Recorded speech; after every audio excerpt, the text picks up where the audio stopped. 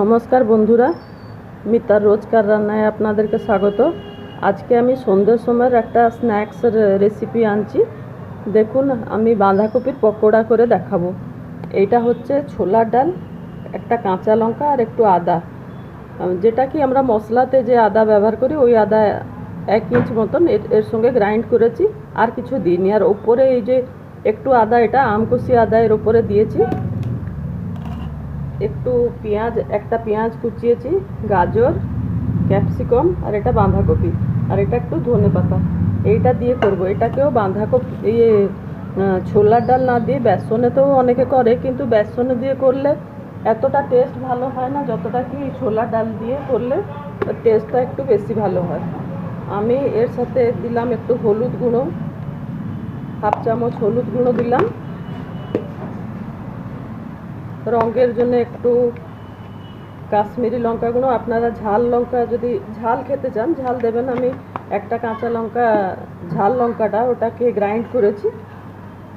আর এবারে আমি এই বাঁধাকপিটা এর সাথে দেবো। সব দিয়ে দেবার পরে আমি নুনটা দেবো। নুনটা আপনারা আপনাদের যতটা করছেন সেই পরিমাণ হিসাবে আপনারা নুনটা দেবেন। এবারে আমি দিয়ে দেখাবো।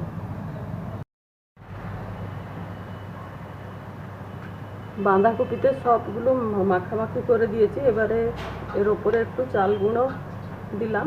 এটা চাল গুঁড়োটা দিলে 3 চামচ মতন দিলাম। চাল গুঁড়োটা দিলে একটু মুচমুচে হবে। আর এর সাথে 1 চিমটের মতন খাবার সোডাও দিলাম। নুন দিয়েছি, আর কিছু মশলা এতে দিচ্ছি না। হলুদ গুঁড়ো, লঙ্কা গুঁড়ো সব দিয়েছি এতে। আর রসুনটা যখন ডাল গ্রাইন্ড করেছি তখন রসুন 4 কোয়াও গ্রাইন্ড করে দিচ্ছি। এবারে চলুন আমি এটা ভেজে দেখাচ্ছি। কড়াইতে তেল দিয়ে দিচ্ছি, তেল গরম হয়ে গেছে। এবারে এক একটা করে এইভাবে ধরে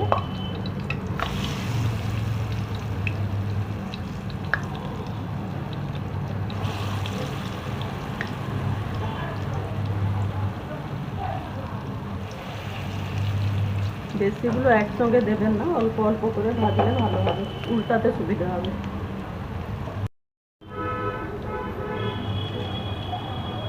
দেখুন এতটা লাল লাল হয়েছে। এইভাবে এটাকে ভেজে তুলে দেবেন।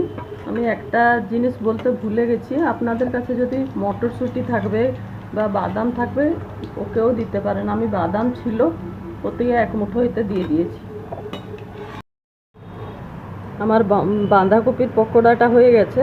আমি এর সাথে এটা হচ্ছে পুদিনা পাতার চাটনি, এর সাথে এটাকে দিয়ে আমি খেতে দেবো।